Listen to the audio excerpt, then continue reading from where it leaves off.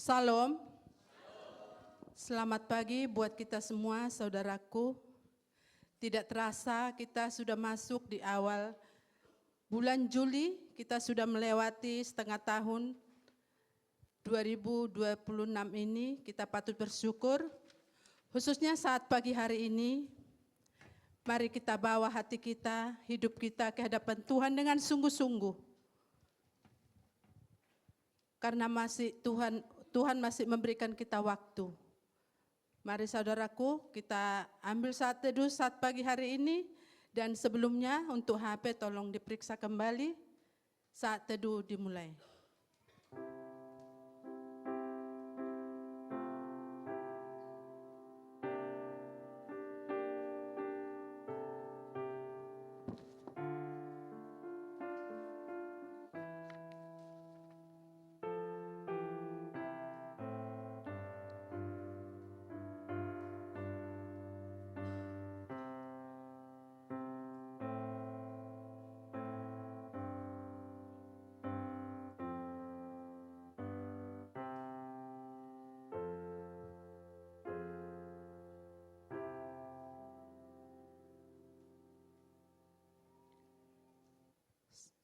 Mari kita naikkan pujian hormat bagi Allah.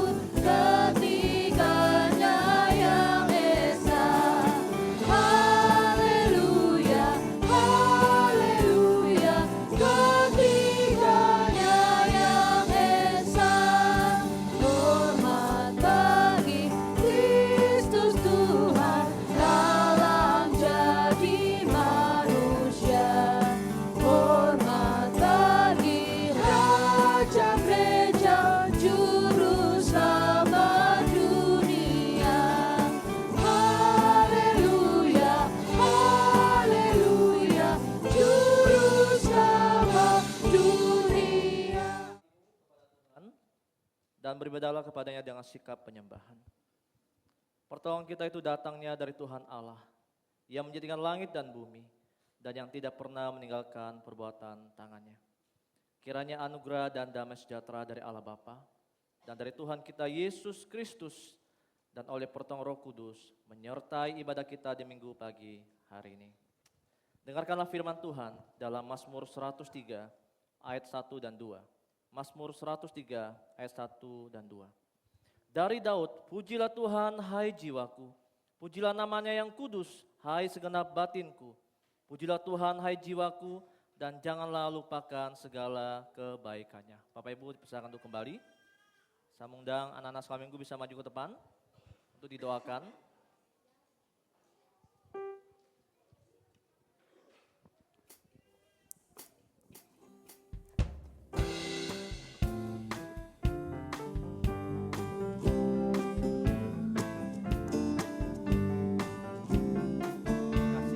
Sama-sama kita nyanyikan KASIH.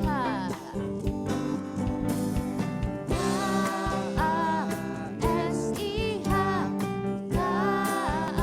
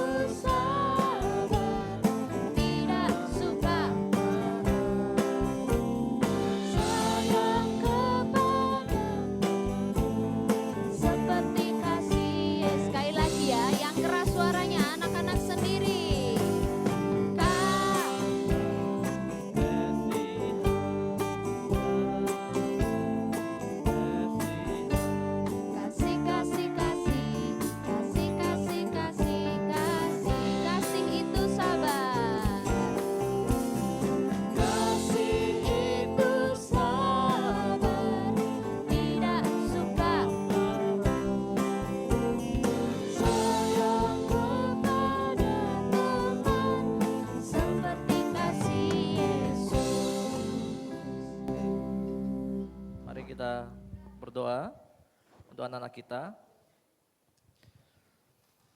Tuhan Yesus, terima kasih Engkau sudah memilih dan menyelamatkan anak-anak kami. Terima kasih untuk kesempatan buat mereka bisa tetap beribadah, menyembah Tuhan, memuji Tuhan, merayakan apa yang sudah Yesus lakukan dalam hidup mereka.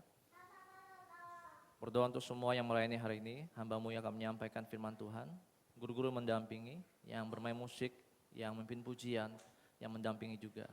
Tuhan tolong ya Bapak, supaya mereka dari awal hingga akhirnya bersukacita dan boleh memuji dan memuliakan apa yang sedang Kau lakukan dalam hidup mereka.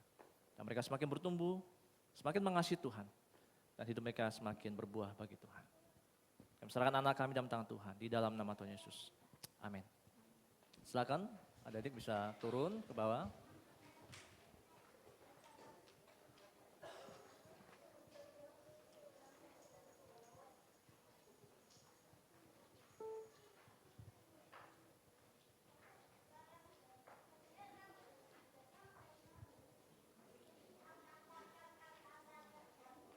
Bapak Ibu sekalian, mari kita akan mengakui setiap dosa kita di hadapan Tuhan. Ada satu pujian yang mengatakan bahwa kasih Tuhan terlalu besar dan terlalu mahal, tapi Dia tetap memberikan buat kita. Kita ingin pujian ini terlalu besar untuk menghantar kita, untuk sungguh-sungguh mempersiapkan hati kita mengakui dosa kita.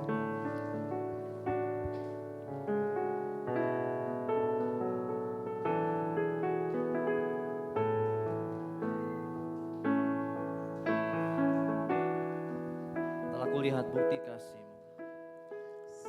Telah kulihat bukti kasih-Mu, Kau menderita gantikanku. Dengan darah-Mu Kau selamatkanku. Kini ku hidup menyenangkan-Mu. Telah kulihat bukti kasih-Mu. Telah kulihat bukti kasih-Mu, Kau menderita gantikanku. Dengan darah-Mu Kau selamatkanku. Kini ku hidup menyenangkan-Mu. Terlalu besar kasih-Mu Bapa. Terlalu besar kasih-Mu Bapa, pengorbanan yang Kau berikan bagiku. Terlalu mahal. Terlalu mahal darah-Mu Yesus, tercurah untuk menebus hidupku. Terlalu besar kasih-Mu Bapa. Terlalu besar kasih-Mu Bapa, pengorbanan yang Kau berikan bagiku. Terlalu mahal darah-Mu Yesus, tercurah untuk menebus hidupku. Tercurah untuk menebus hidupku. Tercurah untuk menebus hidupku. Mari Bapak sekalian, dengan rendah hati kita jujur di hadapan Tuhan apa yang sudah kita lakukan dalam satu minggu ini. Kita minta ampun sama Tuhan. Kejujuran adalah awal langkah kita dipulihkan oleh Tuhan. Setiap kegagalan kita, pelanggaran kita yang sudah dilakukan, kita akui semua di hadapan Tuhan. Saya berikan waktu buat Bapak Ibu untuk mengaku dosa secara pribadi.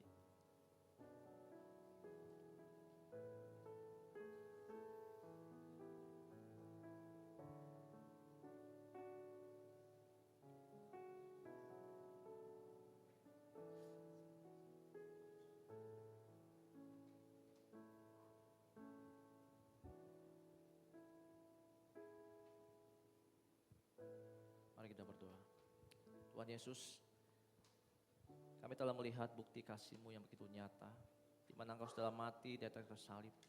Engkau sudah mengalahkan setiap dosa kami, mengampuni dosa kami, mengalahkan maut, mengalahkan iblis, sehingga pada akhirnya kami diselamatkan oleh Tuhan. Di tengah-tengah dalam kami mengikuti Tuhan, kami memperjuangkan antara menyenangkan Tuhan atau menyenangkan diri kami. Kami tahu bahwa banyak di antara kami, bahkan hamba-Mu sendiri, telah menyakiti Tuhan melalui perkataan hamba-Mu. Setiap kami, melalui pikiran kami, melalui hati kami yang tersembunyi, motif kami yang terselubung. Semua Tuhan tahu, Tuhan melihat. Tapi hari ini kami bersyukur, Tuhan memberikan kami kesempatan untuk bisa mengakui setiap dosa kami. Tuhan, terima kasih untuk pengampunan-Mu yang begitu nyata. Dan kami terima saat ini dan seterusnya, karena Engkau tetap mengasihi kami. Terima kasih Bapa, ini doa kami. Di dalam nama Tuhan Yesus kami berdoa. Amin. Bapak sekalian, mari kita dengarkan satu ayat yang mengatakan bahwa Tuhan begitu mengasihi kita.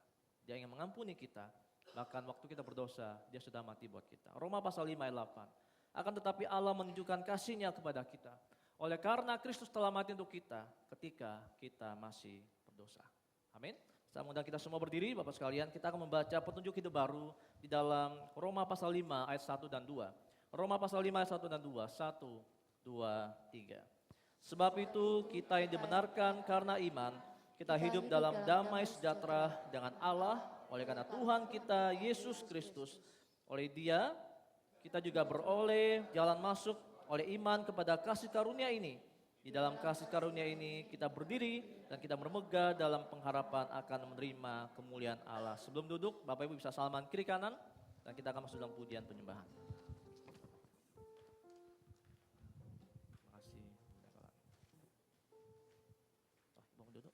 Silakan duduk kembali Bapak Ibu. Shalom. Puji Tuhan, setengah tahun kita bisa melewati bersama Tuhan. Dan saat pagi hari ini, di awal bulan Juni, kita bersama-sama menikmati kasih Tuhan. Kita akan menyembah Tuhan. Inilah setiap kerinduan kami Tuhan. Kami mau lebih lagi untuk menyembah-Mu. Inilah kerinduan kami Tuhan, untuk kami tinggal di dalam rumah-Mu, untuk kami menikmati hadirat-Mu Tuhan.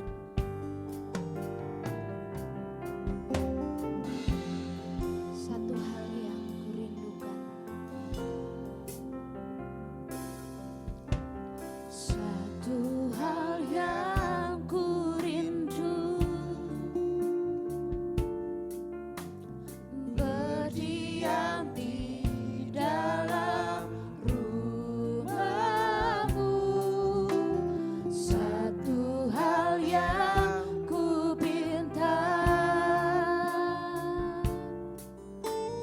menikmati bait-Mu Tuhan. Lebih baik satu hari di pelataran-Mu daripada 1000 hari di tempat lain. Kami mau memuji-Mu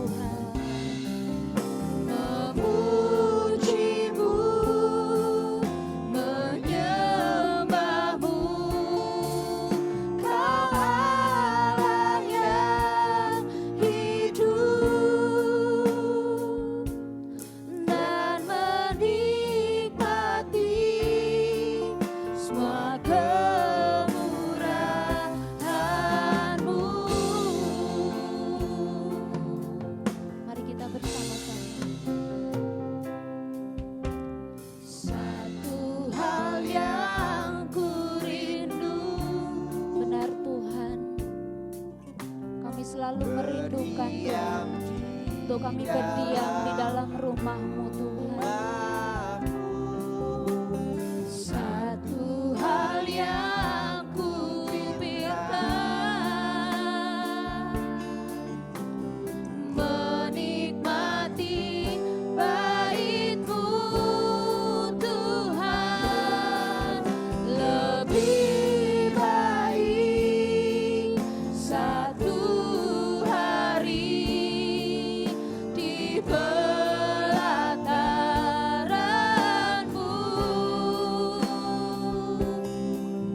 daripada 1000 hari di tempat lain.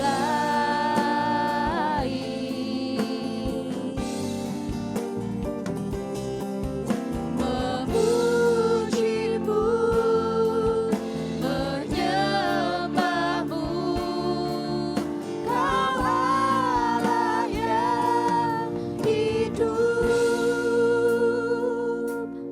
dan menikmati semua kemurahan-Mu. Lebih baik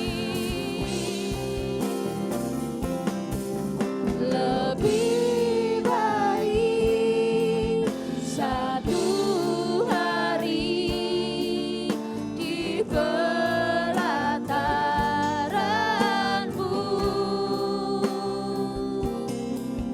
daripada 1000 hari di tempat lain.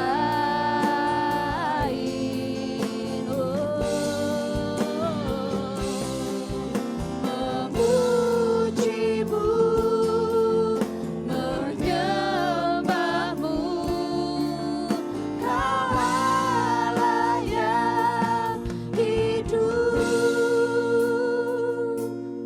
dan menikmati semua kemurahan-Mu, dan menikmati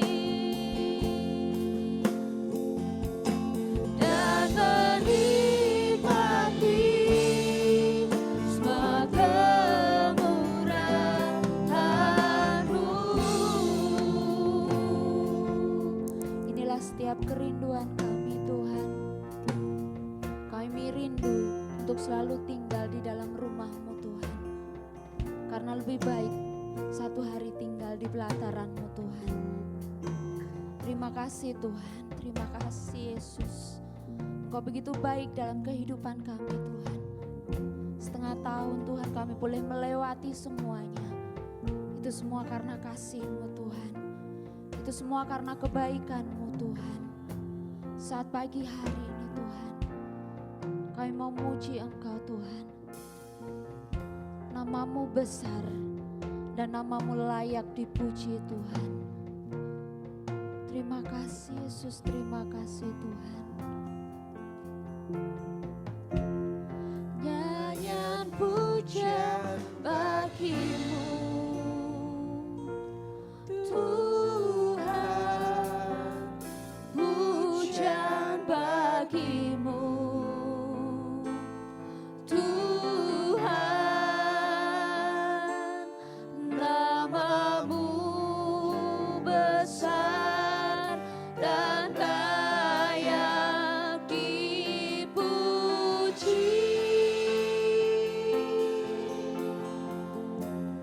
Nyanyian pujian bagi-Mu Tuhan,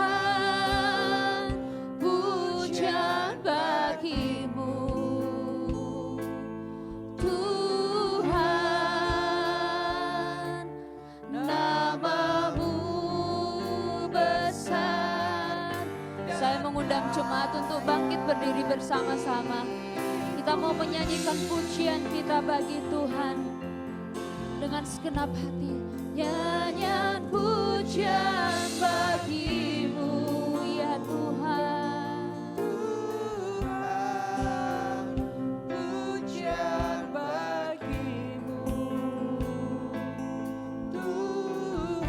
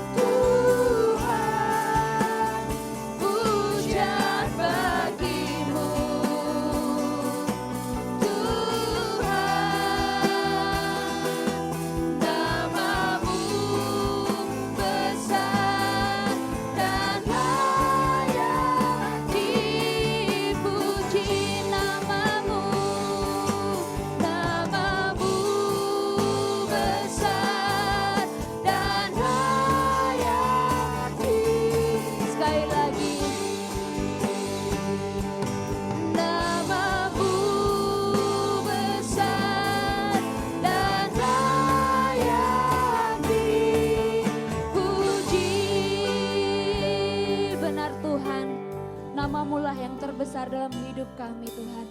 Engkau yang layak kami puji, Engkau yang layak kami sembah, dan Engkau yang layak kami tinggikan Tuhan. Terima kasih Tuhan, terima kasih Yesus untuk segala kebaikan Tuhan, untuk segala pertolongan Tuhan, untuk segala kebaikan dalam hidup kami Tuhan. Terima kasih Tuhan, kami siap memuji Tuhan, kami siap bersorak-sorai untuk Tuhan. Hanya di dalam nama Tuhan Yesus kami siap untuk memuji-Mu. Amin. Sekali lagi saya mau menyapa shalom. Sekali lagi shalom. Puji Tuhan, boleh belikan sekali lagi tos kanan kiri depan belakang. Kita mau bersama-sama memuji Tuhan, kita mau bersorak-sorai untuk Tuhan. Mari kita menggerakkan kaki kita bertepuk tangan untuk memuji Tuhan.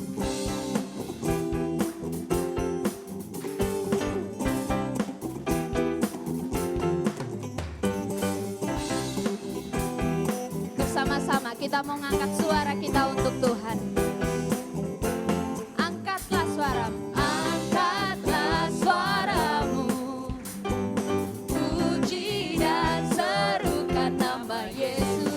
Angkatkan bebanmu, tak perlu kau khawatir, sebab Dia sang bersama-sama. Gerakkan kakimu, menarilah dan bertepuk tangan, bersukacitalah, tak perlu kau khawatir, sebab Dia sanggup.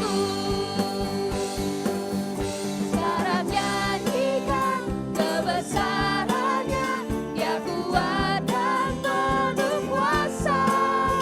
Bersorak-sorai karena kasih-Nya telah datang melawan kita. Nyanyi bagi Dia. Amin. Sekali lagi bersama-sama, angkatlah suaramu, angkatlah suaramu. Iya Tuhan. Puji dan serukan nama Yesus. Tanggalkan bebanmu, tak perlu kau khawatir, sebab Dia sanggup. Gerakkan kakimu, menarilah dan bertepuk tangan, bersukacitalah, tak perlu kau khawatir, sebab Dia sanggup. Sekarang nyanyikan kebesarannya, Dia kuat dan penuh kuasa. Bersorak-sorai karena kasih-Nya telah datang. Bersama-sama katakan. Sekarang nyanyikan kebesarannya, Dia kuat dan penuh kuasa. Bersorak-sorai karena kasih-Nya telah datang melawan kita. Nyanyi bagi Dia, nyanyi bagi Dia, nyanyi bagi Dia. Sekali lagi nyanyi bagi Dia, nyanyi bagi Dia. Silakan duduk kembali Bapak Ibu. Kita akan mendengarkan pembacaan Mazmur bersama-sama yang akan dibacakan oleh Saudari Dinda.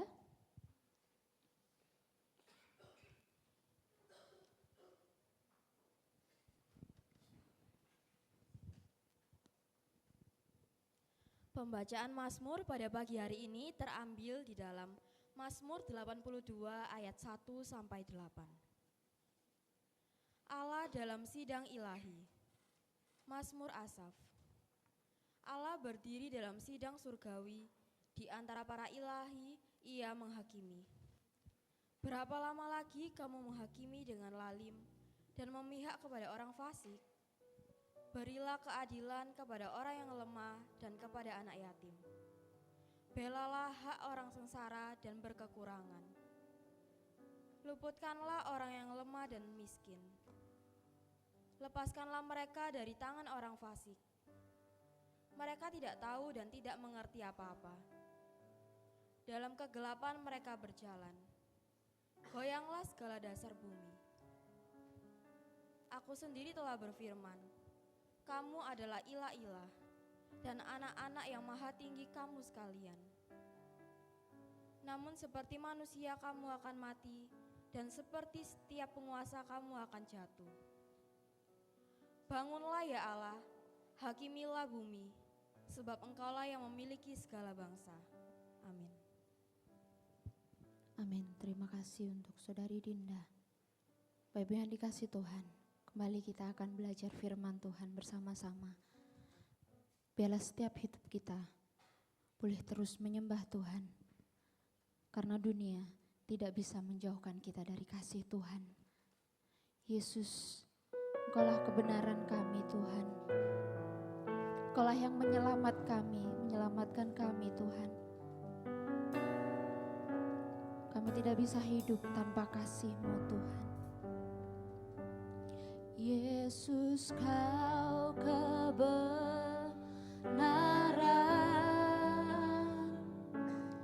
yang menyelamatkanku. Kau memberikanku hidup dan pengharapan. Kami mau ikut kehendak-Mu Tuhan. Ku ikut kehendak-Mu.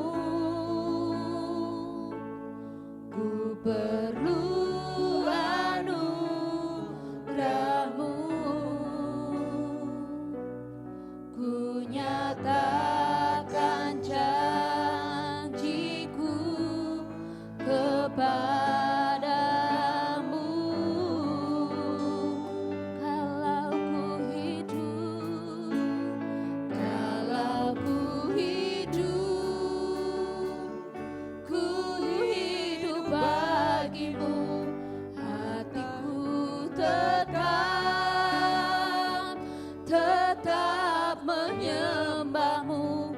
Dunia tak bisa menjauhkanku dari kasih-Mu.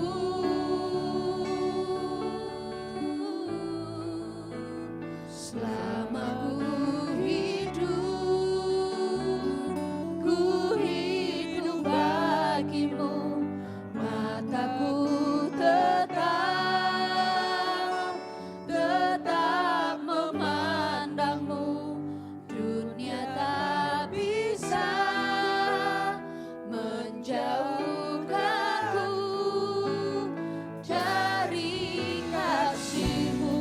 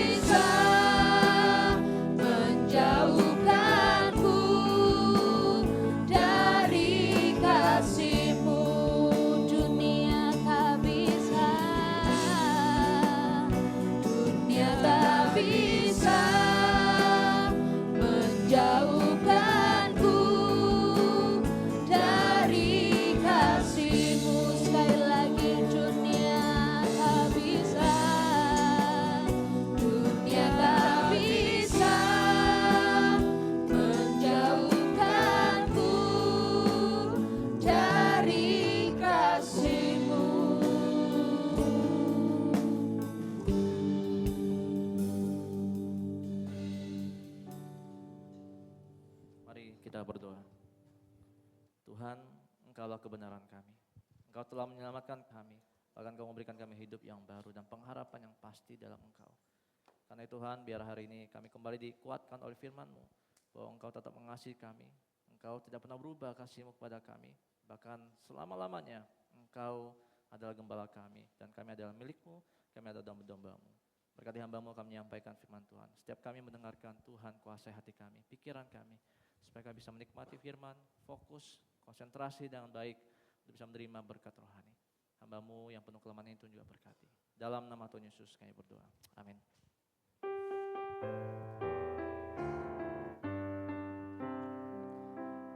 Bersabdalah Tuhan, kami mendengarkan. Bersabdalah Tuhan, kami mendengarkan. Kuatkanlah kami dan hiburlah kami. Kuatkanlah kami dan hiburlah kami.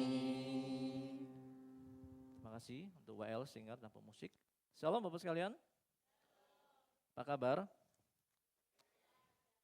Benaran luar biasa, nggak ada masalah hidup. Adanya. Ya, mari kita akan buka firman Tuhan dalam Roma pasal yang kelima, ayat 1 sampai 11. Surat Roma pasal yang kelima, ayat 1 sampai yang ke-11. Semua membaca Alkitab, membuka Alkitab, atau membawa Alkitab? Ya, sudah dapat semua? Sudah, oke. Kita akan baca bergantian, ayat 1 saya, Bapak Ibu ayat kedua. Ini saya pakai terjemahan edisi kedua, nanti ada sedikit berbeda. Roma pasal 5, ayat 1 sampai 11, ayat 1. Sebab itu kita yang dibenarkan karena iman, hidup dalam damai sejahtera dengan Allah, melalui Tuhan kita, Yesus Kristus, Bapak Ibu.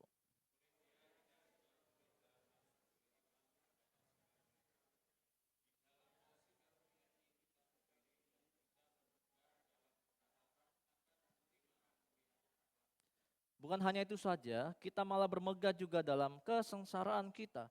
Karena kita tahu bahwa kesengsaraan itu menimbulkan ketabahan.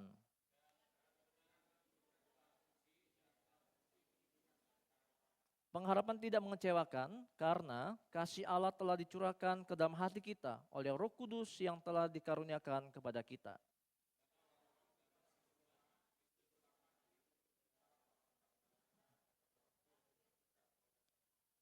Sebab tidak mudah seseorang mau mati untuk orang yang benar, tetapi mungkin untuk orang yang baik ada orang yang berani mati.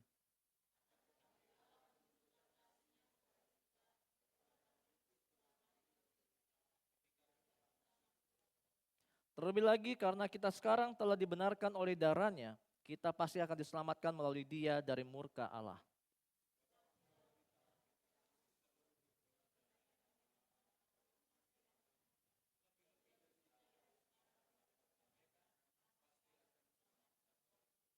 Bukan hanya itu saja, kita malah bermegah dalam Allah melalui Tuhan kita Yesus Kristus. Sebab melalui Dia kita sekarang telah menerima pendamaian itu. Demikian pembacaan firman Tuhan, berbahagialah setiap kita yang boleh membaca, merenungkan, dan melakukannya melalui pertolongan Roh Kudus dalam hidup kita sehari-hari. Bapak sekalian, hari ini kita bicara tentang saat Tuhan tetap mengasihi kita. Saat Tuhan tetap mengasihi kita. Kalau kita berbicara tentang kondisi negara kita saat ini Tuhan, saat ini saudara, ada beberapa hal yang kita perlu perhatikan tentang masa lalu, masa sekarang, dan masa yang akan datang. Masa lalu kita tahu bahwa mungkin kita dihantui oleh penyesalan-penyesalan kita, kegagalan kita, atau mungkin pernah rasa bersalah yang terlalu besar yang pernah kita lakukan di zaman dulu saudara. Dan sekarang mungkin kita masih ingat-ingat dan menghantui diri kita sehingga kita belum bisa bernamai dengan masa lalu. Atau mungkin sekarang saudara, ditambah lagi masa sekarang yang sangat sulit, ekonomi yang semakin tidak menentu saudara ya. Kemudian hukum di Indonesia semakin kacau, di mana kita tahu banyak orang yang mengeluhkan, di mana negara ini hukum kok seakan-akan dipermainkan. Ada seorang yang kita tahu bahwa dia yang mendirikan Gojek, ya Pak Nadiem, kemudian dijatuhin hukuman 10 tahun dan denda yang cukup besar, dan banyak orang yang memprotes hukuman itu, saudara. Kemudian kita tahu bahwa kondisi sekarang kepemimpinan kita di negara kita juga semakin tidak jelas, dan kita mulai khawatir tentang ke depan. Kira-kira gimana ya negara kita? Atau lebih spesifik, kira-kira gimana ya dengan hidup saya? Kira-kira gimana dengan keluarga saya? Kira-kira gimana dengan anak-anak saya yang mungkin saya belum sempat melihat dia menikah atau punya, nanti saya melihat cucu saya, belum sempat mungkin. Saya sudah dipanggil Tuhan terlebih dahulu. Tapi siapa yang bisa menjamin anak saya ke depan ini? Kita mulai cemas dengan masa bisa next, Kak Marco. Kita bisa mungkin cemas dengan masa depan kita. Kita mungkin letih dengan penderitaan yang sekarang ini saudara. Apalagi ditambah lagi banyak yang sakit ya. Saya tahu banyak ada yang sampai saat ini minum obat seumur hidup. Seperti saya, seperti Pak Rio, seperti Tasya, seperti Bu Erna, Oma Rosi, dan Bapak Ibu yang lain yang mungkin saya masih minum obat. Yang kita anggap, Bu Eli juga ya sesak ya. Kita merasa kapan saya bisa sembuh. Dan kelelahan-kelelahan mengalami penderitaan itu kita mulai, pertanyaan muncul. Tuhan di mana ya? Kira-kira Tuhan masih mengasihi saya enggak sih? Kalau memang Tuhan mengasihi saya, kok saya masih penuh dengan kekhawatiran? Kok saya masih penuh dengan penderitaan? Nah, maka tema yang kita angkat hari ini adalah saat Tuhan tetap mengasihi kita. Menjadi tema yang menurut saya relevan dan bisa menjawab setiap kondisi kita saat ini. Kita akan bicara dengan 3 pola saudara, masa lalu, masa sekarang, dan masa yang akan datang. Sesuai teks yang kita baca, memang dibagikan 3 masa juga. Masa yang sudah berlalu, sekarang, dan yang akan datang. Saudara, kita mulai yang pertama. Bahwa ada masa lalu. Masa lalu kalau kita baca ayat 1, 2, bisa next Marco. 1 dan 2, itu dikatakan bahwa itu tindakan Allah dulu terhadap hidup kita. Kalau kita mau baca kondisinya saudara, ada kata yang penting, kita yang dibenarkan. Pasif kan, dibenarkan. Berarti yang melakukan ini adalah Tuhan, kita posisinya yang sebagai objek diubah oleh Tuhan, dibenarkan saudara. Sebenarnya kita siapa sih dulu, kok dibenarkan? Kemudian ada kata kedua, dalam ayat yang ke 1a dan 2a, 1a dan 2, 1b dan 2a. Kata di menjadi damai, hidup dalam damai sejahtera. Kalau ayat 10-11 diperdamaikan saudara dan bisa punya jalan masuk. Saudara perhatikan 2 kata ini, dibenarkan, diperdamaikan, kita punya akses masuk. Jalan masuk menuju Tuhan. Kira-kira kenapa ini penting kita bahas? Karena kalau kita baca katakan ayat 6 sampai 7 dan 8, kita adalah orang yang lemah dulunya, kita orang durhaka, kita orang berdosa, kita seterunya Allah, saudara. Perhatikan ada 4 kata itu penting. Ayat 6 dan sampai 8 dikatakan di situ, lemah, kita tidak punya kekuatan untuk menyelamatkan diri sendiri kita. Kita semua berdosa, saudara. Kita hidup mandiri, mengabaikan pencipta kita selalu melanggar hukum Tuhan, dan bahkan kita aktif memberontak melawan Tuhan. Itu 4 kata itu, mewakili tentang kondisi kita. Tapi, di masa lalu itu, ketika Yesus, kita udah percaya Yesus, dikatakan kita dibenarkan, kita diperdamaikan. Saudara, kata ini bukan sekedar kata yang enak didengar, tapi kalau kita mau baca dengan baik-baik, kata dibenarkan, itu kata Yunani yang memang dulu dilakukan, tindakan yang lampau, tetapi berdampaknya sampai sekarang kita nikmati. Saya ulangi sekali lagi, digunakan kata aorist tense. Aorist itu artinya dulu pernah dilakukan oleh Allah, dan dampaknya, hasilnya masih kita nikmati sampai sekarang. Yaitu apa? Status kita dibenarkan oleh Tuhan secara hukum, tapi diperdamaikan secara hubungan, relasi, kita juga dipulihkan oleh Tuhan. Menurut saya ini lengkap. Secara hukum, kita diketok palu, dinyatakan bahwa sudah final, masa lalumu sudah selesai. Kamu orang berdosa sudah dibenarkan. Kamu sekarang menjadi anak Tuhan. Diketok palu, sah, final, bahwa kita adalah anak-anak Tuhan. Kemudian ditambah lagi, kita diperdamaikan, kita bisa mengakses masuk langsung berhubungan dengan Tuhan. Itu artinya apa? Status hubungan kita juga resmi, kita menjadi anak Tuhan. Bukan secara status hukum, tapi hubungan kita juga dinyatakan. Nah saudara, kira-kira kalau kita belajar ini, apa yang bisa kita dapatkan saudara? Yang kita dapatkan adalah bersyukurlah. Sejak dulu saja, sejak kita masih berdosa, Tuhan sudah melakukan tindakan yang besar, yaitu apa? Membenarkan kita, memperdamaikan kita. Itu masa lalu kita. Dan dampaknya sampai sekarang kita menjadi orang benar. Karena Tuhan benarkan kita diperdamaikan. Saudara, mungkin kalau kita membaca kalimat ini, kita sudah sering dengar khotbah tentang, oh Yesus mati buat kita diselamatkan dan sebagainya. Mungkin terlalu sering kita dengar, maknanya mungkin kita merasa, biasa saja. Oh sudah saya sering dengar, iya. Coba kita lihat, ada satu ilustrasi menurut saya yang cukup menarik. Saya baca di Renungan Daily Bread ya saudara ya. Di dalam buku tafsiran ini dia menyimpulkan atau mengutip satu ilustrasi kisah nyata. Di zaman perang revolusi di Amerika, saudara, ada bernama pengkhotbah yang bernama Peter Miller. Mungkin bisa next ya ke Marco. Nah, Peter Miller ini adalah seorang pendeta, pengkhotbah Injil yang sangat semangat menyatakan tentang Injil, beritakan Injil dan Injil. Dan dia sangat berani menyatakan kebenaran, saudara. Di tengah-tengah pelayanannya dia, tentu tidak semua orang menyukai dia. Dan Peter Miller ini dikatakan banyak orang yang membenci dia. Ada satu pria, tetangganya itu, ya, tetangga agak jauh, itu sangat membencinya. Dan bahkan dia tuh suka menghina pengikut-pengikutnya, jemaat-jemaatnya dia hina. Kemudian dia juga bilang bahwa, Kristen itu ajaran sesat. Dia bilang pendeta itu segala macam, memberikan satu stigma yang jelek terhadap pendeta itu, saudara. Suatu saat, tetangganya ini yang suka melemparkan kebencian itu ternyata ditangkap, saudara. Ditangkap oleh pemerintah karena dianggap bersalah dan mengkhianati dan dijatuhkan hukuman mati. Tetangganya ini, laki-laki ini, saudara.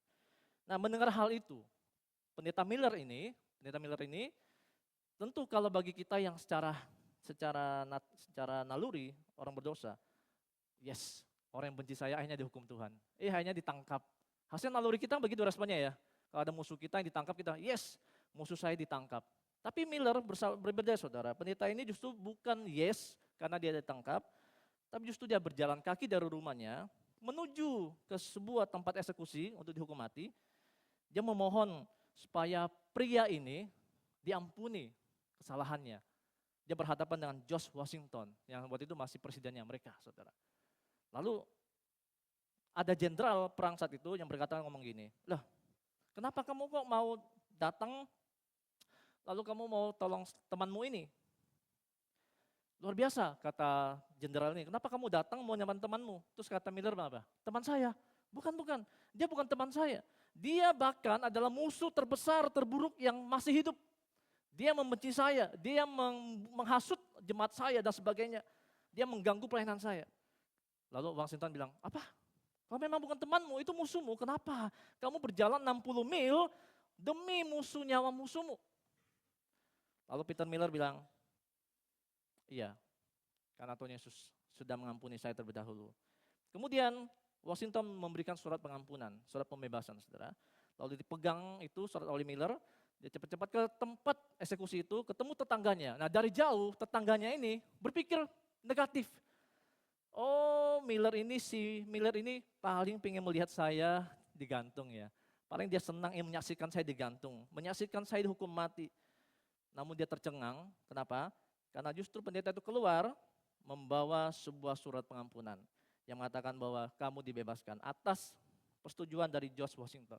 Nah, saudara, dia melakukan tindakan yang mulia. Miller itu bahkan dipuji sampai saat ini ketika kalau kita belajar tentang biografinya.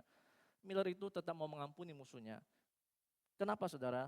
Itu gambaran tentang Kristus yang sudah lakukan buat kita. Di mana kita semua adalah orang yang musuhnya Tuhan. Kita orang durhaka, dikatakan kita orang berdosa, kita lemah, saudara. Tapi Tuhan Yesus justru mau mati buat kita yang jelas-jelas kita musuhnya Tuhan, jelas-jelas kita memberontak Tuhan, tapi dia mau mengasihi kita dan memberikan pengampunan tanpa syarat apapun kepada kita.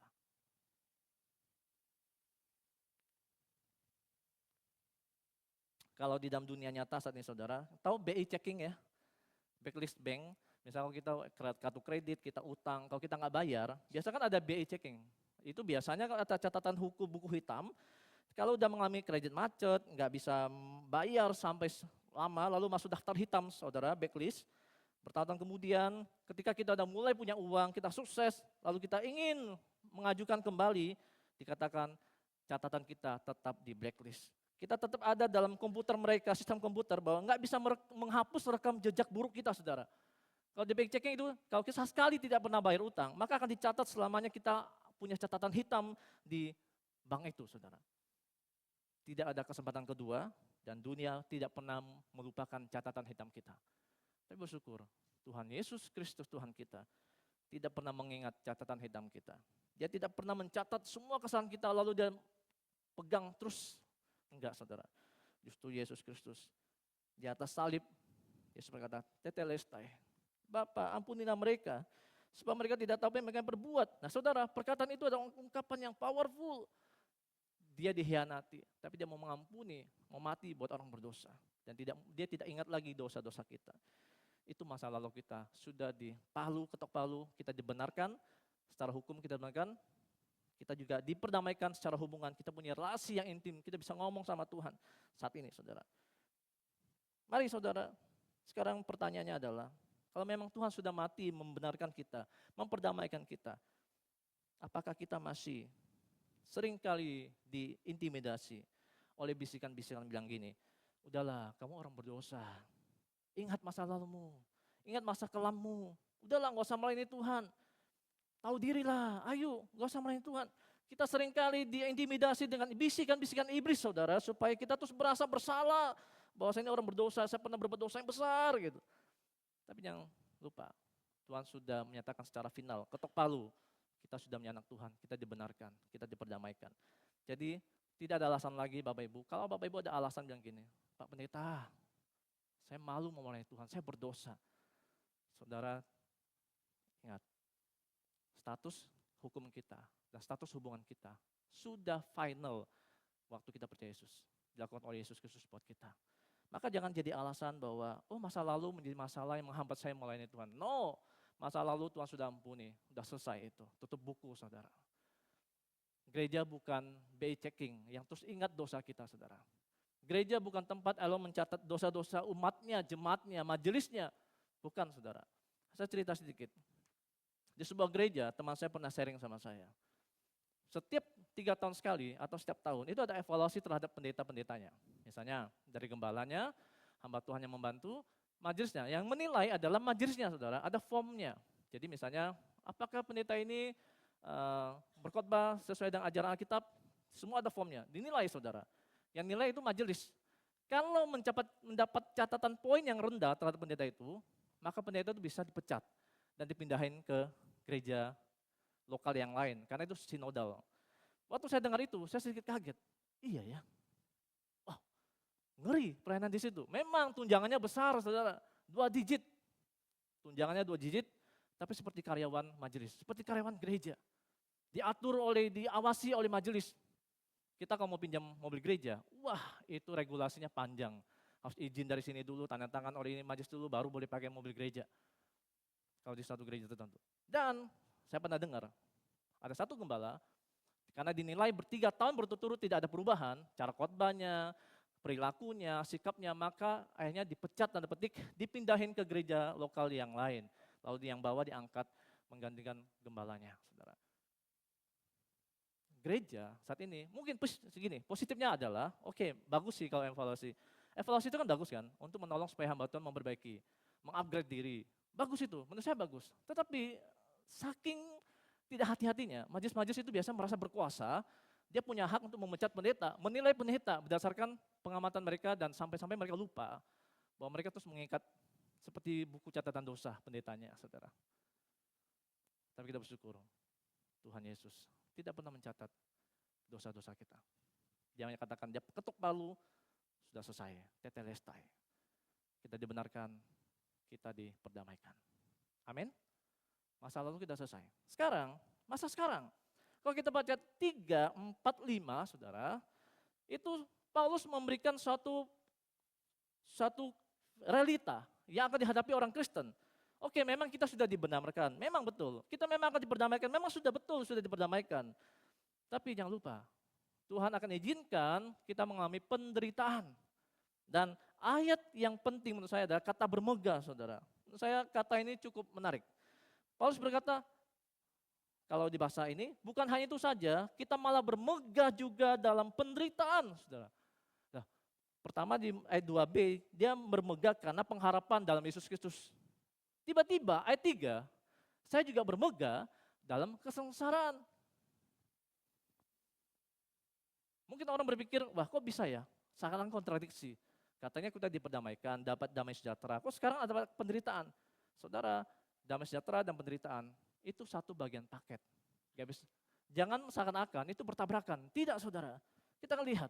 Ternyata penderitaan yang Tuhan izinkan, itu tujuannya juga supaya kita menikmati damai sejahtera Tuhan. Supaya kita menikmati kasih karunia Tuhan yang sama saudara.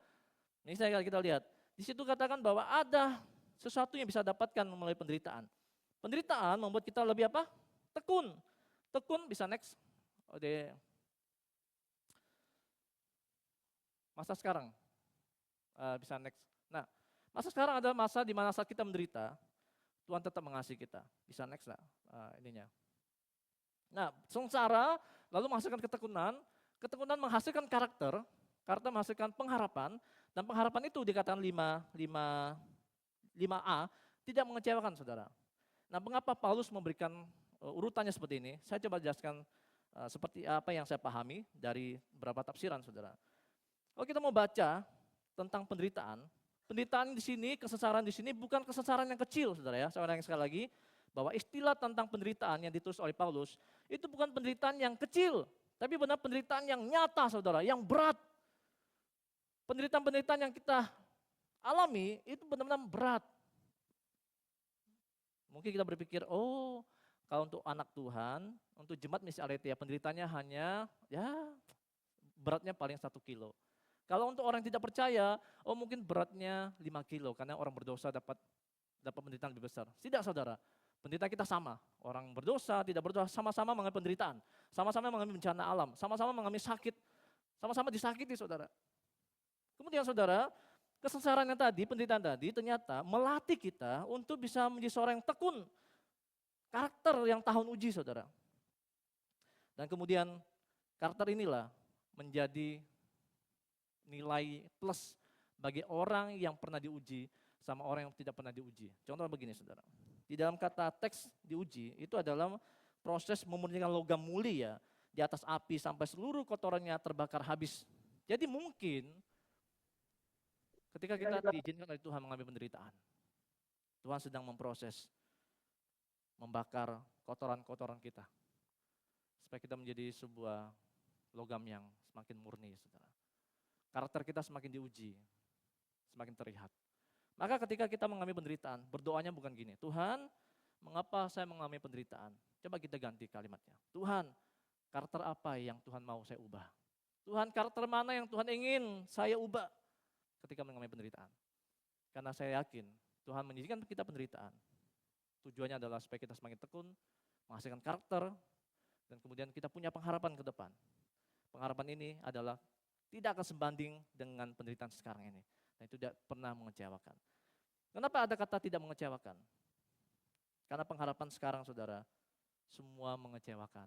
Setuju? Masih ingat waktu Bapak Ibu menikah dengan pasangan Bapak Ibu? Janjinya apa waktu di pernikahan? Baik sakit, baik sehat, baik kaya, baik miskin, saya akan menemanimu. Belum terjadi apa-apa, dikit-dikit dah omongannya kasar. Sudah pakai tindakan tangan, kaki, omongan yang luar biasa. Pengharapan yang kita pegang sebagai manusia seringkali mengecewakan saudara. Janji pacar kita, janji pasangan kita yang bilang mau setia, juga terbukti tidak setia. Teman kita bilang akan menemani kamu pada saat sulit kita sulit, kita ditinggal saudara. Semua mengecewakan.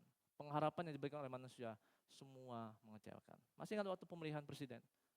Kita semua pengharapan. Saya pilih nomor ini, punya pengharapan supaya kita bisa mendapatkan lebih baik saudara. Tapi pada akhirnya mengecewakan juga. Tapi bersyukur. Pengharapan kita dalam Tuhan Yesus Kristus tidak pernah mengecewakan. Karena Dia memberikan jaminan dan pasti pengharapan itu. Saudara, saya mau bacakan tentang fakta realita. Ada survei yang mengatakan bahwa setiap kita manusia ketika membuka layar ponsel setiap hari, lalu kemudian kita scroll ya, video-video yang nampaknya semua kok baik-baik saja ya. Kok ada yang punya mobil baru, rumah baru, baju baru, bisa jalan-jalan. Kita lalu terbiasa kayak seakan-akan hidup orang lain itu mulus, hidup orang lain itu kayaknya sukses. Hidup orang lain itu rasanya kok tampaknya hebat ya, mereka kok menikmati hidup ya. Lalu kita mulai membandingkan diri kita. Kok saya nggak gini ya? Kok dampaknya, kok kelihatannya kok saya menderita banget ya? Kok nampaknya kok saya sangat rapuh hidup saya saudara. Karena kita melihat sosmed, lalu melihat hidup orang lain, kita lupa. Itu semua mengacuni pikiran kita, seakan-akan bahwa hidup kita ini menderita dibanding orang lain. Padahal saudara, kadang-kadang penderitaan itu yang Tuhan izinkan, termasuk konflik keluarga, bisnis yang sepi, teguran dari atasan, sakit penyakit yang kita alami, itu bukan Tuhan menghukum kita, tapi Tuhan sedang memproses hidup kita. Ada satu buku yang menurut saya cukup menarik, Philip Yancey, bisa next lah. Philip Yancey pernah menulis sebuah buku, yaitu yang pernah kita sampaikan di Pemuda, yaitu bahwa sebenarnya, di manakah Tuhan ketika saya sakit? Di manakah Tuhan ketika saya sakit? Saya pernah sampaikan di Pemuda ini ya, saya coba review sebentar. Di dalam bukunya, Philip Yancey berkata demikian, bahwa manusia ketika melihat penderitaan, sakit, manusia menganggap itu sesuatu yang jelek, yang negatif, sebagai musuh manusia. Betul ya? Jujur nih, jujur sama tanya. Kalau Bapak Ibu menderita, pasti Ibu dipikirin apa? Aduh, penderitaan itu enggak enak. Itu sesuatu yang negatif, saudara. Nah, tapi menurut pendapat Yancey, dia mempelajari firman Tuhan, dia menggali Alkitab, dia mendapatkan justru rasa sakit itu adalah anugerah, saudara. Nah, kok bisa? Saya ulangi sekali lagi, rasa sakit adalah anugerah. Bukan karena menyenangkan, karena sakit itu melindungi kita. Saya ulangi sekali lagi, sakit itu anugerah, bukan karena menyenangkan, tapi karena melindungi kita. Dia lalu memberikan satu contoh, dia bilang. Waktu dia membaca penelitian dari Dr. Paul Brand. Dr. Paul Brand ini adalah khusus dokter spesialis yang mengobati orang sakit kusta. Dr. Brand ini setiap hari bertemu dengan penyakit orang-orang yang bersakit kusta, saudara. Lalu dia bilang gini, orang kusta itu penyakitnya adalah menghilangkan rasa sakitnya, saudara. Jadi kusta itu mematikan saraf-sarafnya, sehingga orang kusta ketika terbakar tangannya, terjepit, gak terasa sakit. Karena mati sarafnya. Lalu dia bilang, sebenarnya misalnya tangan terbakar, kaki terluka, jari rusak, mata mengalami kerusakan tanpa mereka sadari, penderitaan terbesar orang kusta bukan rasa sakitnya, saudara. Justru karena tidak merasakan sakit, maka orang sakit kusta menderita, sangat menderita. Misalnya gini, waktu Mas Yosef membakar tangan di atas api, kalau sarafnya mati, Mas Yosef tidak akan tarik tangannya, akan terus-menerus dibakar. Karena nggak terasa sakit kok. Tapi karena ada sakit itu, lalu Mas Yosef tarik tangannya, sakit ya, terbakar. Berarti sakit itu melindungi Mas Yosef. Walaupun tidak menyenangkan. Orang sakit kusta, itu nggak punya saraf sakitnya, saudara. Sehingga ketika kena terbakar, ya terbakar karena nggak terasa sakit, saudara. Maka penderitaan terbesar orang sakit kusta bukan karena sakitnya, rasa sakitnya, tapi karena dia justru tidak merasakan sakitnya itu, saudara. Nah, artinya apa, saudara? Artinya penderitaan, sakit yang Tuhan izinkan, itu sebenarnya membentuk kita supaya Tuhan melindungi kita. Memproses kita menjadi seorang pribadi yang lebih kuat, lebih murni di hadapan Tuhan, saudara.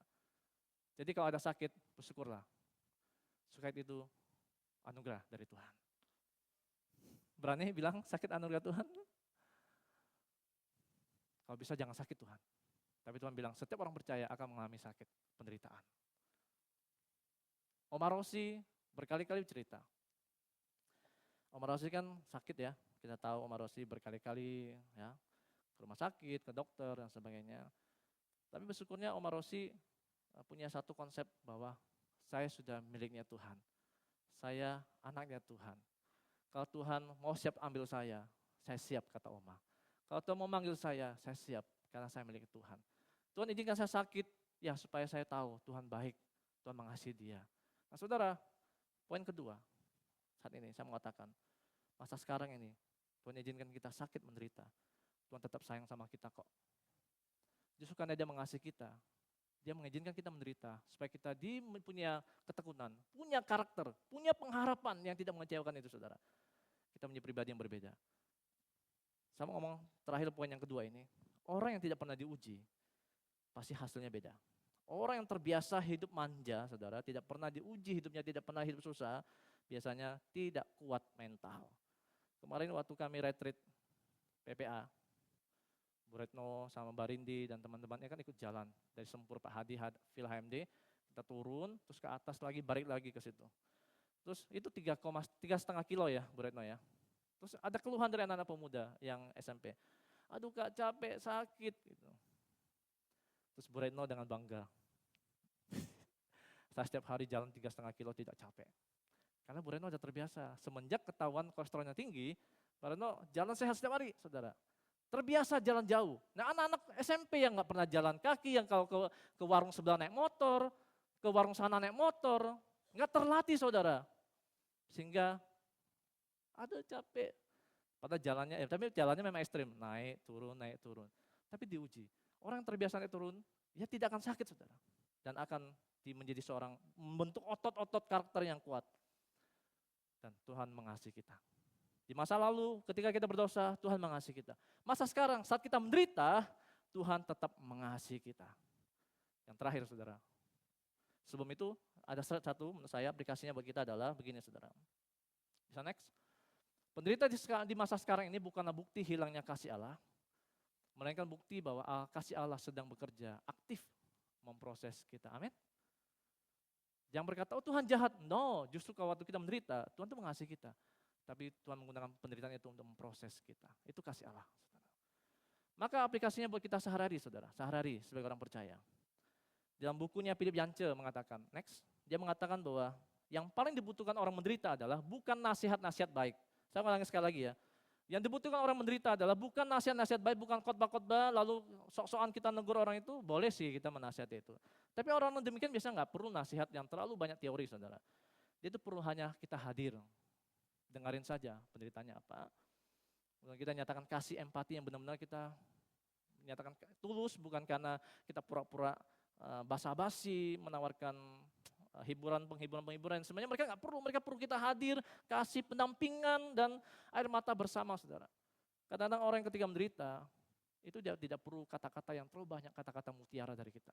Mereka hanya perlu air mata kita, perlu kehadiran kita, perlu pendampingan kita. Kadang-kadang perlu sentuhan fisik, misalkan sesama cewek dirangkul, cowok dipukul pundaknya. Cukup itu saudara. Marilah kita menjadi orang komunitas gereja. Ketika di antara jemaat kita yang menderita, yang sakit, yang kehilangan, kita hadir, dampingi, tunjukin kasih yang tulus. Kita bisa nangis bersama, tanpa ngomong apa-apa. Nangis bersama aja, nangis gitu, tanpa ngomong apa-apa. Mereka sudah terhibur saudara. Gereja dipanggil menjadi wakil kasih Allah, membawa penghiburan sahabat yang menderita saudara. Saya belajar. Dulu saya termasuk orang yang, kalau orang menderita kita kasih nasihat. Padahal mereka, iya dengar. Tapi sebenarnya mereka butuhkan ada pendampingan, kehadiran, air mata, dan kasih yang tulus. Sudah itu aja. Siap menjadi agen-agen kasih Allah kepada sesama kita? Lihat kiri kanan dong, senyum. Tuhan mengasihi kita harus mengasihi sesama dong, ya kan? Jangan penuh dengan kebencian, kayak muka, wes ini benci banget mukanya. Jangan saudara. Yang terakhir saudara, masa lalu sudah selesai, Tuhan tetap mengasihi kita. Masa sekarang, walaupun menderita, Tuhan tetap mengasihi kita. Yang terakhir adalah, bisa next. Di masa depan, saat kita menghadapi masa depan yang penuh kekhawatiran ini, Tuhan tetap mengasihi kita. Kita baca ayat 9-11. Bagaimana Tuhan berkata bahwa, wow kasihnya dulu. Dia tetap mengasihi kita sampai masa depan. Ayat 9-11 saya bacakan. Terlebih lagi karena kita sekarang telah dibenarkan oleh darahnya, kita pasti akan diselamatkan melalui dia dari murka Allah saudara. Sebab jikalau kita, ketika kita masih seteru, diperdamaikan dengan Allah menjadi kematian anaknya, terlebih lagi kita yang sekarang telah diperdamaikan pasti akan diselamatkan oleh hidupnya. Bukan hanya itu saja, kita malah bermegah dalam Allah melalui Tuhan kita Yesus Kristus. Sebab melalui dia kita sekarang telah menerima pendamaian itu. Saudara, ada kata terlebih lagi kita, atau dalam bahasa Inggrisnya how much more, atau lebih-lebih lagi saudara. Nah kalau kita baca sekilas mungkin apa maksudnya lebih-lebih lagi, kata itu apakah penting? Penting saudara. Justru Paulus memberikan tekanan terlebih lagi kita, lebih-lebih itu artinya apa? Kalau dalam tradisi kuno di Israel, kalau seorang rabi, seorang guru mengajar kepada muridnya, kalau dia pakai istilah lebih-lebih itu artinya apa? Dari sesuatu yang sulit kepada yang mudah, sesuatu yang sulit kepada yang mudah. Misalnya gini saudara, dalam konteks yang kita baca hari ini adalah Yesus Kristus. Dia melakukan sesuatu yang sulit, sesuatu yang sangat sulit saudara, yaitu apa? Kita diperdamaikan, dia mau mati untuk memperdamaikan kita. Itu sesuatu yang sulit saudara. Maka yang mudah-mudah, kayak misalnya kebutuhan kita, pekerjaan kita, Tuhan pasti akan perhatikan dong. Yang sulit aja Tuhan perhatikan, lebih-lebih yang sulit, lebih-lebih kita yang ini. Saudara ada satu ilustrasi begini, seandainya. ada suatu orang Gracie Rich dari negara mana gitu ya, misalnya lalu memberikan kita satu mobil mewah. Bisa next, saya perlihatkan satu mobil. Misalnya ya, mobil mewah. Siapa yang mau? Saya nggak mau, saya nggak sanggup bayar pajaknya.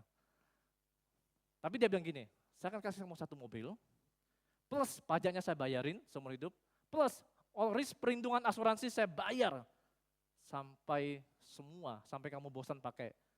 Saya tanya, mau enggak? Mau. Jaminannya pasti kita, udah ditanggung bensin, ditanggung pajak, ditanggung asuransi, kalau terjadi kecelakaan, dikasih gratis lagi. Pasti kita mau. Suatu saat, di jalan saudara, kita pakai mobil itu, tiba-tiba mobilnya pas gerimis ya, lalu kemudian ada yang rusak di bagian wipernya. Oke, bilang, wah kira-kira pemiliknya marah deh ya. Kira pemiliknya mau ini lah sih, menggantikan wiper saya gitu. Saudara. Saya mau tanya gini, mobil aja dia kasih gratis, asuransi dia kasih full, bensin dia tanggung, pajak dia tanggung. Masa gara-gara wiper saja dia nggak mau kasih saudara? Paham gak sih maksudnya? Ilustrasinya begini, Tuhan Yesus sudah mati, menyelesaikan semua masalah terbesar manusia itu dosa saudara. Yang paling sulit dilakukan oleh manusia nggak sanggup melakukan itu, makanya Tuhan datang, selesaikan dengan cara Tuhan. Itu sesuatu yang sulit, Yesus lakukan, mati buat kita. Lebih-lebih lagi masalah hidup kita sehari-hari, pasti Tuhan tolong saudara. Amin.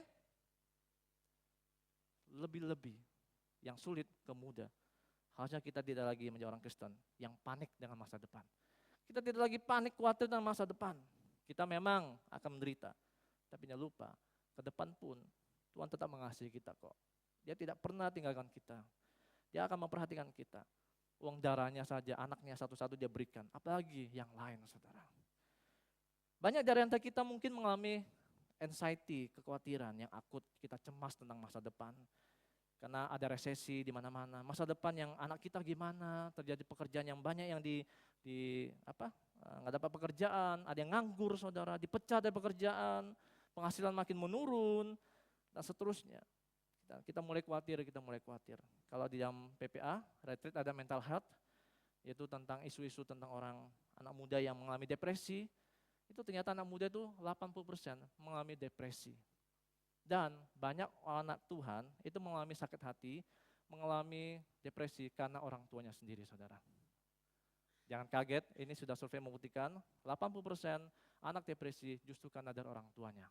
Orang tuanya terlalu menuntut, orang terlalu overprotective, orang tuanya terus selalu jadi polisi, ditahan, lalu pokoknya orang tuanya sangat kaku dan sebagainya. Anak itu depresi saudara.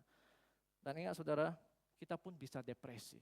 Orang Kristen pun bisa khawatir, bisa depresi, anxiety, bahkan bisa sampai skizofrenia, bisa sampai gila saudara. Tapi jangan lupa, masa depan kita, Tuhan akan memberikan jaminan. Dan jaminan Tuhan itu pasti. Jika hal terbesar, jika hal terbesar, termahal dan tersulit sudah Allah selesaikan di masa lalu. Adalah sebuah penghinaan jika kita berpikir Allah akan menelantarkan urusan masa depan kita seperti pekerjaan, pemeliharaan hidup kita yang jauh lebih mudah baginya untuk dilakukan. Oke? Percaya? Masa lalu sudah selesai, pada saat kita berdosa Tuhan mengasihi kita. Masa sekarang waktu kita menderita Tuhan tetap mengasihi kita. Di masa depan kita nggak tahu apa yang terjadi, tapi kita tetap percaya Tuhan mengasihi kita. Coba bilang kali kanan, Tuhan tetap mengasihi saya. Tuhan tetap mengasihi kita. Saya tutup dengan 3 pertanyaan refleksi. Bisa next? Ya. Pertama, apakah kita masih hidup dalam rasa bersalah atas masa lalu kita? Yang kedua, apakah kita masih melihat penderitaan sebagai hukuman Allah atau sebagai proses dari Tuhan? Yang ketiga, apakah kita masih meragukan pemeliharaan Tuhan atas masa depan kita? Saya tutup dengan satu John Stott, seorang teolog menurut saya yang sangat baik. Dia ngomong begini, waduh kurang kelihatan ya saudara ya. Kok bisa gitu ya? Wow. Sayang sekali, itu kalimatnya sangat bagus. Saya bacakan. Perhatikan baik-baik. Orang Kristen yang memahami Roma pasal 5 ayat 1 sampai 11, dia kan membaca Roma pasal 5 ayat 11, 1 sampai 11, dia bilang gini, orang Kristen yang memahami Roma pasal 5 ayat 1 sampai 11 dari masa lalu, sekarang dan masa depan, harusnya menjadi orang Kristen yang paling positif di dunia.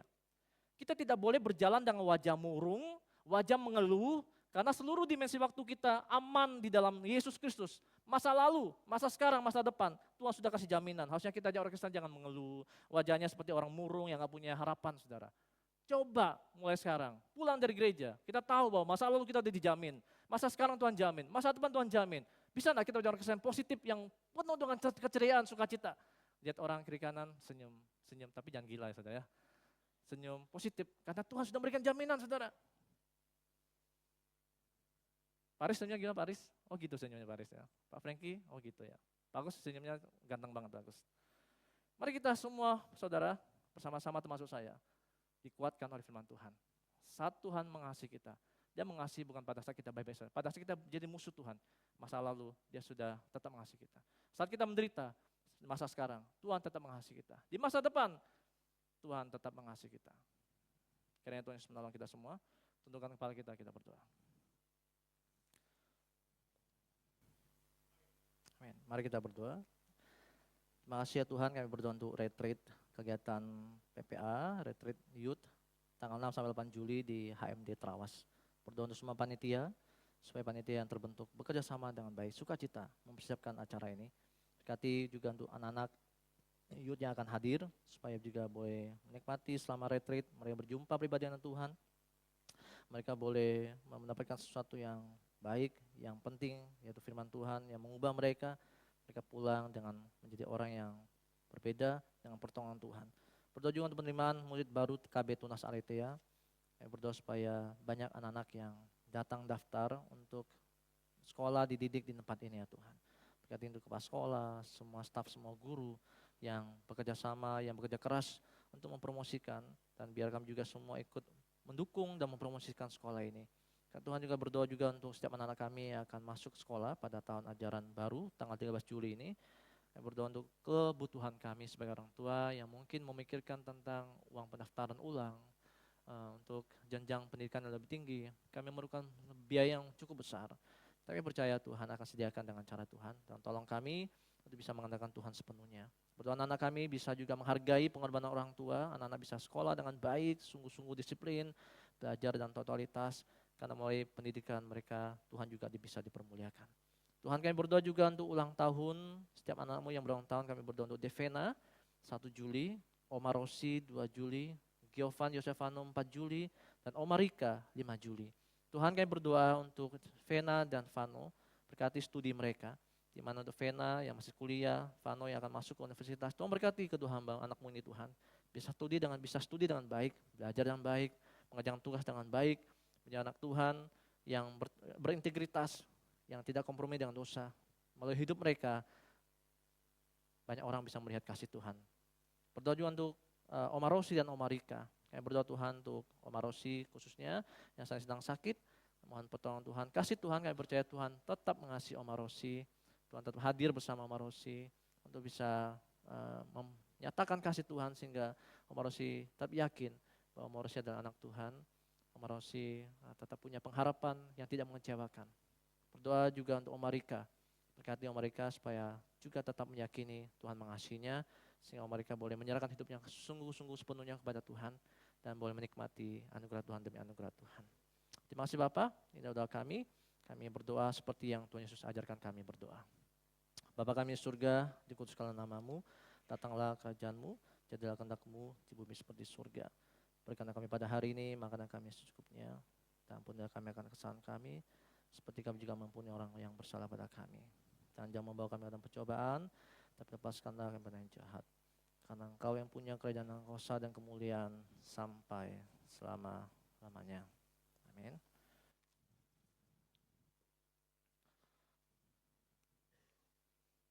Kita akan masuk dalam sakramen perjamuan kudus. Saya akan bacakan satu bagian firman Tuhan.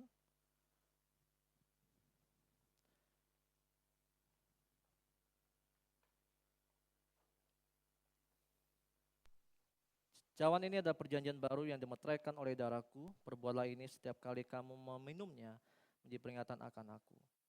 Kita merindukan kedatangan Kristus kembali pada akhir zaman untuk menggenapi segala sesuatu. Maka sebagai persekutuan yang dipersatukan dengan dan dalam Kristus, kita mengingat pengorbanan Kristus yang menyelamatkan, yang dikaruniakan kepada umat manusia di semua tempat melalui perjamuan kudus ini.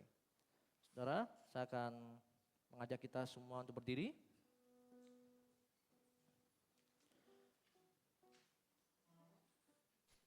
Roti yang dipecah-pecahkan ini adalah persekutuan dengan tubuh Kristus. Dan cawan minuman ini, ada cawan syukur, ini ada persekutuan dengan darah Kristus yang dicurahkan untuk menyelamatkan kita orang berdosa. Saya mengundang untuk petugas penjamu kudus bisa maju ke depan.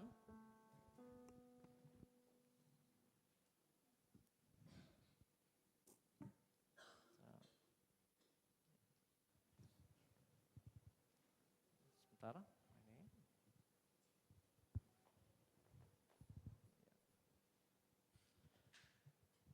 Ada beberapa hal yang ingin saya sampaikan Bapak sekalian sebelum kita menerima sakramen perjamuan kudus ini. Satu, bahwa perjamuan kudus adalah sakramen yang Tuhan tetapkan oleh Yesus sendiri, bahwa melalui perjamuan kudus inilah kita diingatkan bahwa Yesus sudah mati, bangkit buat kita. Dengan sakramen ini roti dan anggur, persekutuan dengan Tuhan semakin nyata. Dan biarlah kita sungguh-sungguh menghayati pengorbanan Tuhan, tidak bermain-main dengan perjamuan kudus. Karena perjamuan kudus itu menolong kita, membuat kita semakin bertumbuh dan semakin mengasihi Tuhan. Dia hadir bersama-sama dengan kita melalui sakramen ini. Yang kedua, saudara, pastikan bahwa hidup kita, hati kita sudah siap. Karena dalam 1 Korintus dikatakan, di 2 Korintus, 1 Korintus, orang yang tidak siap hatinya, yang bermain-main dengan perjamuan kudus, mendatangkan hukuman dari Tuhan. Silakan Bapak bisa bagikan, kita sambil nyanyiin pujian untuk perjamuan kudus bisa dibagikan.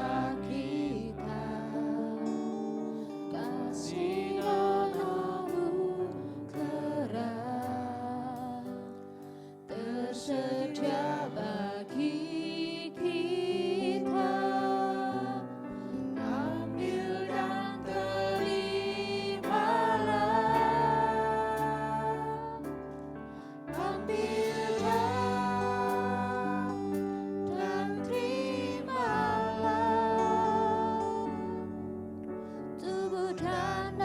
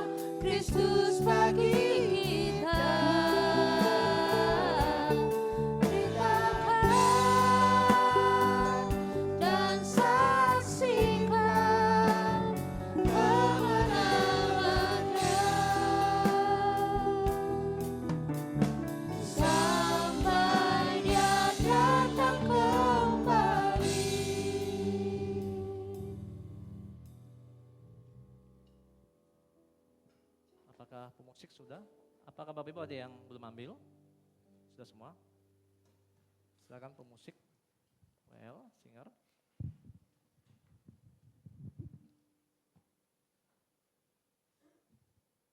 Mari Bapak sekalian, kita mengangkat roti kita. Yesus mengambil roti, mengucap syukur, mengucap berkat, memecah-mecahkannya, lalu memberikannya kepada mereka dan berkata, ambillah, inilah tubuhku. Mari kita makan dengan ucapan syukur.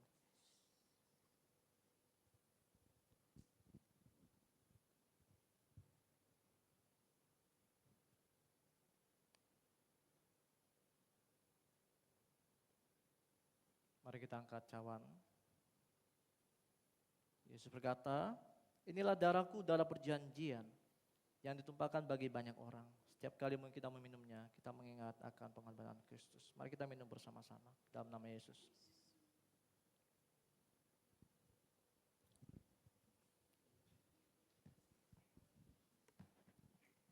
Bapak Ibu sekalian, kita sudah mengikuti banyak kudus. Mari kita mengucap syukur untuk kesempatan ini. Saya minta Pak Frankie bisa berdoa.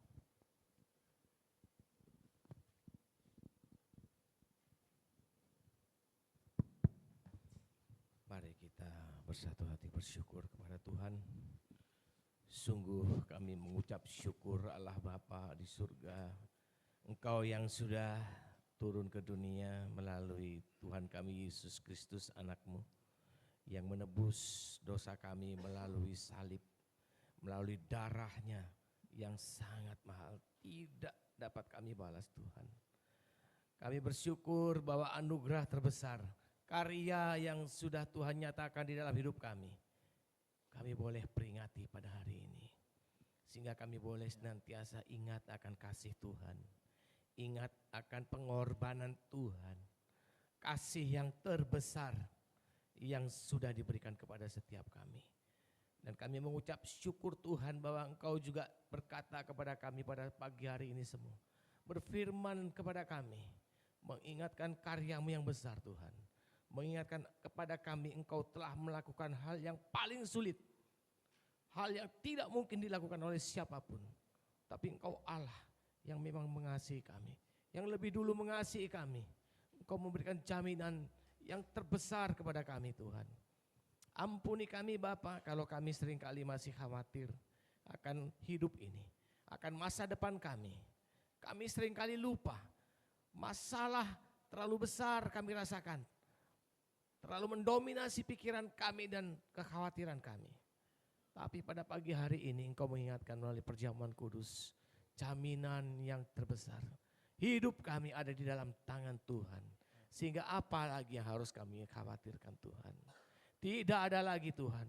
Dan kami punya iman percaya masa depan yang cerah yang Tuhan beri kepada kami. Karena itu kami bersyukur. Kuatkan kami selalu Tuhan. Supaya kami tetap berjalan dengan kemantapan, dengan kepastian, keteguhan iman kami. Dan kami tetap percaya Tuhan ada di pihak kami.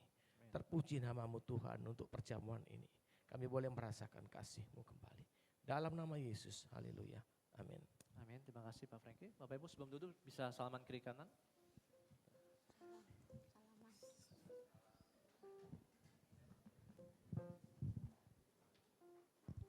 Terima kasih pelayanannya, masih pelayanannya, masih pelayanannya.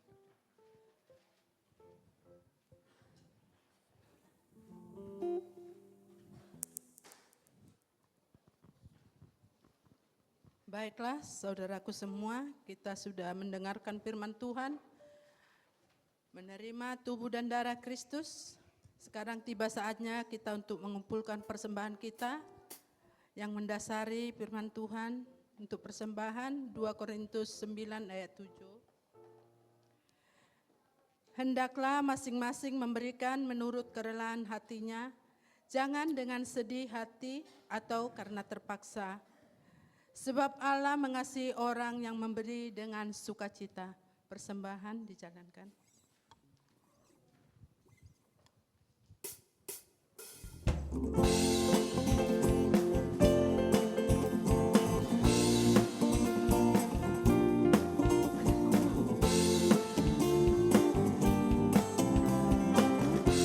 Segala puji syukur, segala puji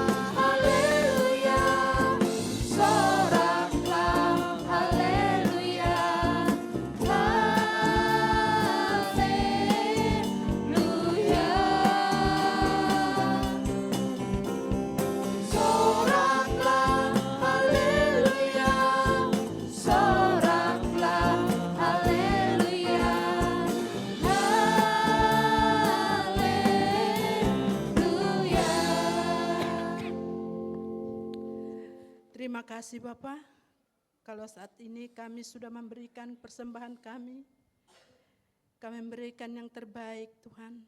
Ini semua berkat daripadamu. Berkatilah ekonomi sidang jemaat-Mu Tuhan, supaya hari-hari yang akan datang bisa memberi lebih baik daripada hari ini.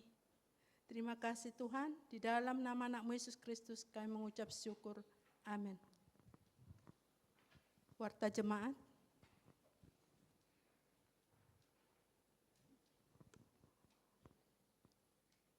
Yang berulang tahun, Devena, Oma Rosi, Giopan, dan Oma Rika, Gembala Sidang, Majelis, dan Jemaat mengucapkan selamat ulang tahun, Tuhan Yesus memberkati. Info sekretariat bisa dilihat, dan untuk Yud hari Sabtu, jangan lupa di tempat ini tanggal 11 Juli. Jam 4:30.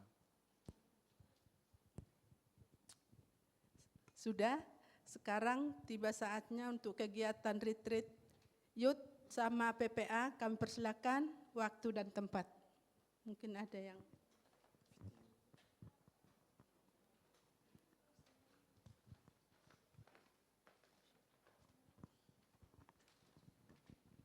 Ya, shalom semuanya.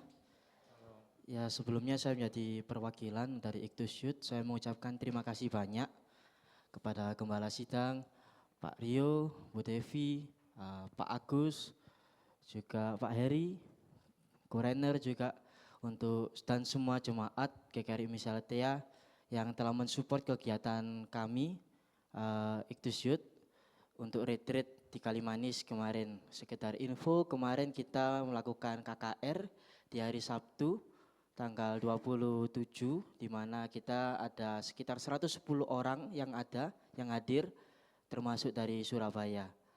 Untuk rincian dananya boleh ditampilkan, Kak Marco?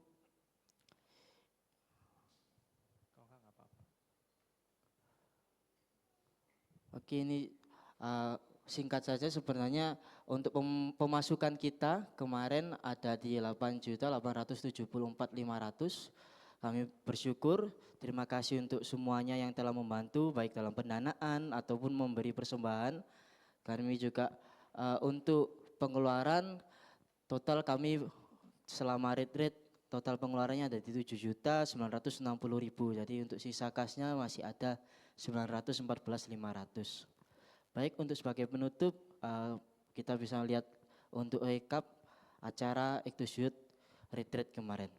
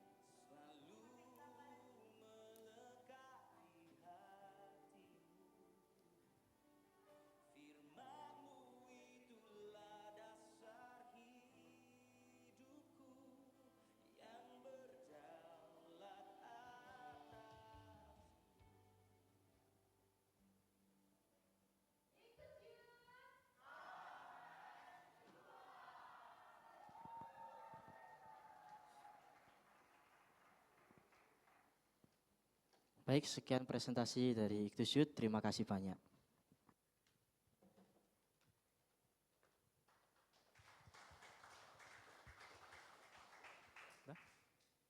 Yang C4C? Ya, ada video C4C.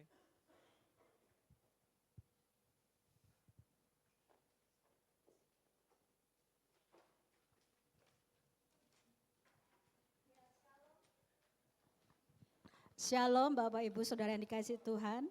Sebenarnya untuk C4C itu tanggal berapa ya? Lupa saya. 2 tahun, 2 tahun. 2 minggu yang lalu harusnya sudah di-share karena ada beberapa kendala. Dan saya di sini mewakili Ibu Koordinator yang beliau sedang bertugas di C4C juga panitia. Mengucapkan terima kasih banyak untuk support. Bisa disampaikan tadi laporan keuangannya? Puji Tuhan, untuk pemasukan kita sebesar 8.380. Terima kasih untuk dukungan dan juga kontribusi Bapak Ibu jemaat juga peserta. Dan pengeluaran sebesar, ini saya diabetes jadi enggak kelihatan, 5.418.500 dan saldo C4C sampai saat ini ada 2.961.500. Mengucap syukur untuk Gembala Sidang yang mensupport kebaktian Padang kami, Pendeta Haryo, walaupun beliau tidak dapat hadir pada hari kebaktian Padangnya, tapi beliau ikut dengan kami survei di Telago Sewu.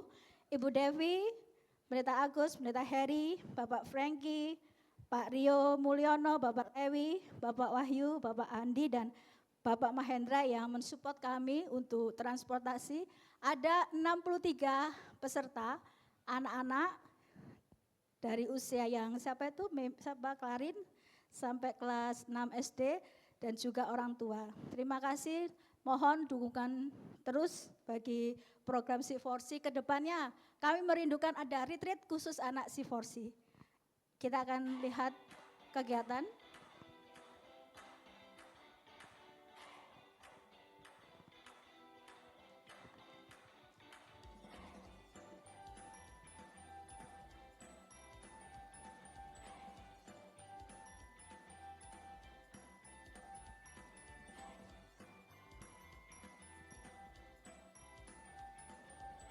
Ini terenggiling kita, Acan.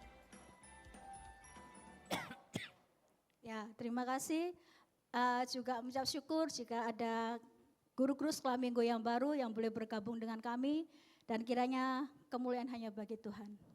Terima kasih.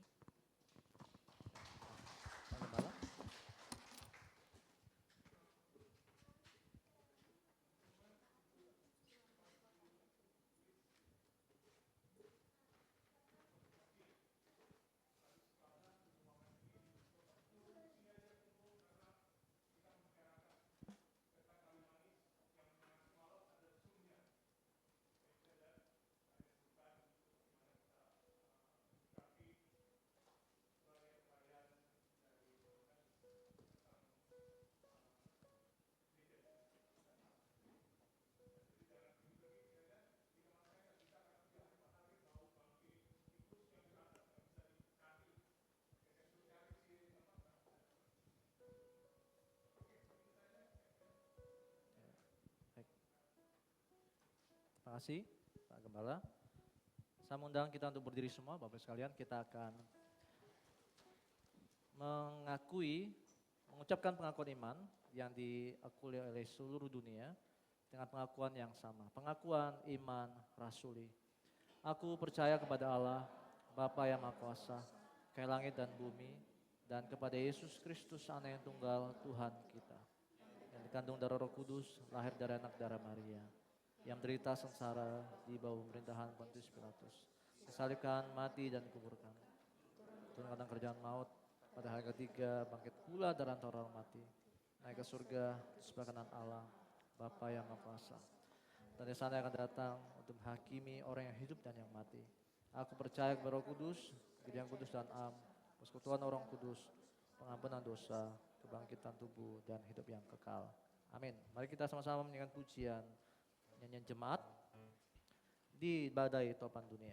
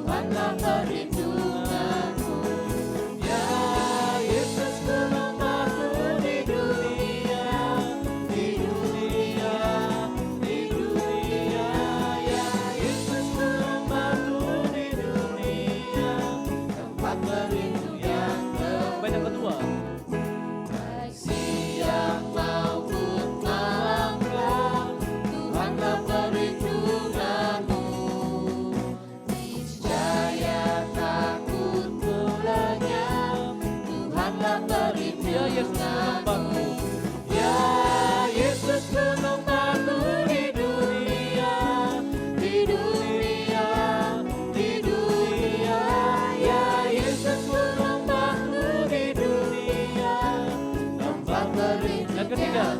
Dan biar badai menyerang. Biar badai menyerang, Tuhanlah perlindunganmu. Padanya kau tetap tentram, Tuhanlah perlindunganmu. Ya Yesus gunung batu di dunia, di dunia, di dunia. Ya Yesus gunung batu di dunia, tempat berlindung yang teguh. Segala kemuliaan dan hormat kita kembalikan kepada Allah, Bapa, Putra, Roh Kudus. Doksologi.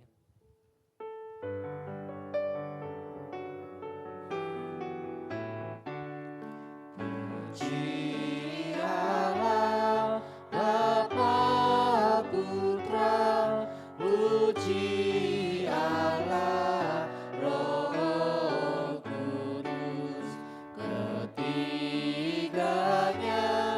yang esa, pohon sama, sumber berkat.